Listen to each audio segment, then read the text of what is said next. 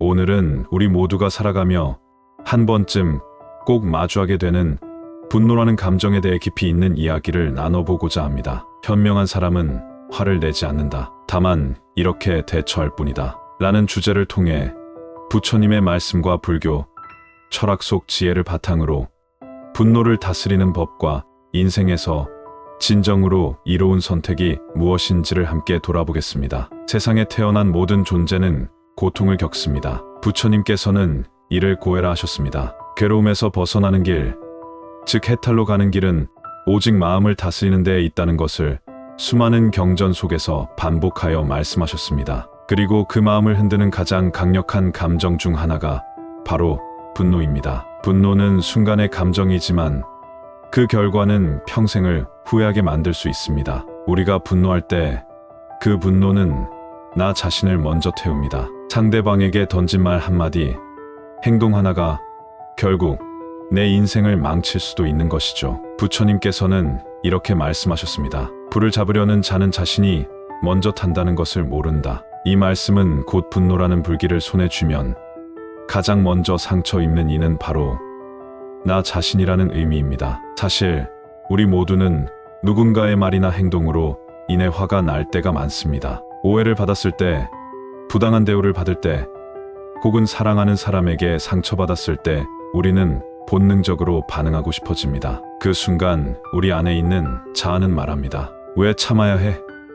이렇게 억울한데 가만히 있으면 바보로 보일 거야. 하지만 부처님께서는 이렇게 말씀하십니다. 자기를 이긴 자는 만 명의 적을 이긴 것보다 위대하다. 진정한 용기와 힘은 남을 이기는 데 있는 것이 아니라 내 마음을 이기는 데 있다는 것이죠. 이 이야기는 부처님이 과거생에서 인욕선인이라는 이름의 수행자였을 때 겪은 일로 자타카본생 담경 중 하나입니다. 분노를 다스리는 최상급 사례로서 오늘날까지도 많은 불자들에게 큰 울림을 줍니다. 아주 먼 옛날 히말라야 깊은 산 속에 인욕선인이라는 수행자가 있었습니다. 그는 짐승조차도 해치지 않을 만큼 자비로웠고 숲에서 고요히 명상하며 오직 참는 법, 즉 인욕의 도를 닦고 있었지요. 어느 날 마침 그 근처를 지나가던 한 오만한 왕이 사냥을 하다 길을 잃었습니다. 숲을 헤매던 왕은 초라한 옷을 입은 인욕선인을 발견하고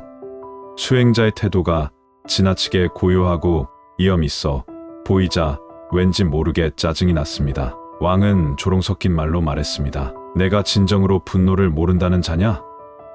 그럼 내가 시험해보마. 그리고는 갑자기 인욕선인을 모욕하고 때리기 시작했습니다. 인욕선인은 미동도 하지 않았습니다. 심지어 왕은 칼을 뽑아 그의 몸의 일부를 자르기까지 했습니다. 하지만 선인은 여전히 평정심을 잃지 않고 말했습니다. 내 육신을 자를 수는 있어도 내 마음의 자비는 자를 수 없습니다. 나는 당신을 원망하지 않으며 이 행위가 당신의 업을 더 무겁게 만들지 않기만을 바랄 뿐입니다. 왕은 더 격분하여 외쳤습니다. 이렇게 당하고도 진심으로 화가 안 난단 말이냐? 그러자 인욕선인은 마지막으로 이렇게 말했습니다. 분노는 어리석음이 만든 불길이니 나는 그 불을 내 마음에 들이지 않소. 그 순간 하늘이 진동하며 신들이 내려와 말했습니다. 이 인욕선인은 미래의 부처가 될 뿐이다. 감히 건드리지 말라. 왕은 그제야 자신의 무도함을 깨닫고 땅에 엎드려 용서를 빌었습니다. 이 수행자는 훗날 바로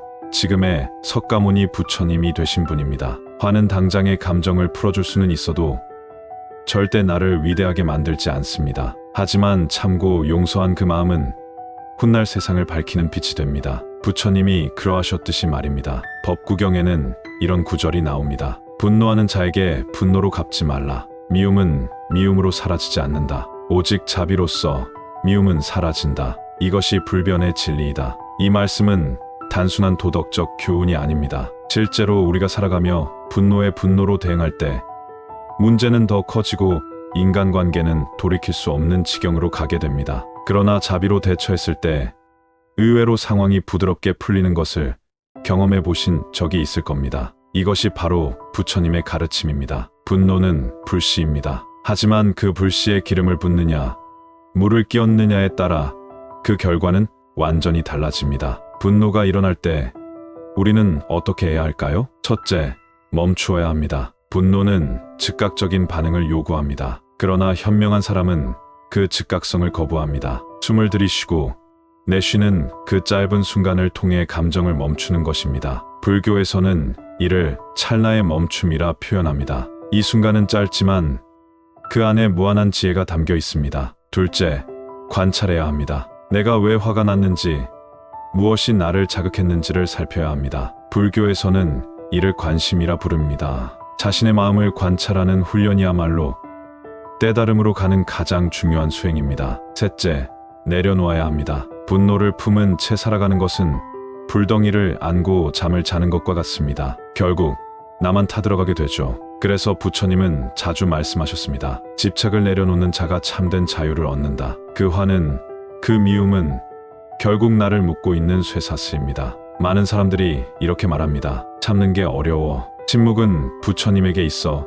하나의 언어였습니다. 그 안에는 자비가 있었고 지혜가 있었고 깨달음이 있었습니다. 우리가 분노 앞에서 침묵할 수 있다면 우리 안에 부처가 깨어나는 것입니다. 또한 수타니파타에서는 이런 말씀이 나옵니다. 현명한 자는 욕설을 들어도 조용히 있고 해를 입어도 미소를 머금는다. 이 말씀은 무조건 억울함을 참으라는 말이 아닙니다. 그 억울함마저도 자신을 성장시키는 도구로 삼는 마음, 그것이 곧 지혜라는 의미입니다. 불교 수행자 중에는 인욕행자라는 존재가 있습니다. 이들은 고의적으로 모욕과 욕설을 들어도 끝내 화를 내지 않습니다. 왜냐하면 그들은 알고 있기 때문입니다. 화는 나를 망치고 세상을 망치며 인연을 끊어버리는 무서운 칼날이라는 것을요. 그들은 분노를 견디는 것이 아니라 그 분노의 뿌리를 뽑는 수행을 합니다. 이 분노는 어디서 왔는가? 내 자존심인가?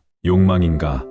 아니면 불안인가? 그 뿌리를 바라볼 수 있을 때 분노는 자연스럽게 사라집니다. 현대사회에서는 분노가 만연해 있습니다. 온라인상에서, 길거리에서, 심지어 가족 안에서도 우리는 쉽게 분노하고 쉽게 상처를 주고받습니다. 하지만 부처님께서 말씀하신 자비와 침묵, 인욕의 수행은 그 어느 때보다도 우리에게 절실합니다. 화는 쉬운 길이고 참음은 어려운 길입니다. 하지만 그 어려운 길 끝에는 분명히 더 맑고 고요한 세상이 있습니다. 그 고요함이야말로 진짜 힘입니다. 지금 이 순간 여러분 안에서 무언가가 울컥 올라온다면 그 감정은 여러분을 파괴하려는 것이 아닙니다. 그 감정은 오히려 여러분을 깨어있게 하려는 신호일 수 있습니다. 왜 화가 날까? 내가 무엇에 집착하고 있기에 이토록 흔들릴까? 그 질문을 던지는 순간 이미 분노는 줄어들기 시작합니다. 분노는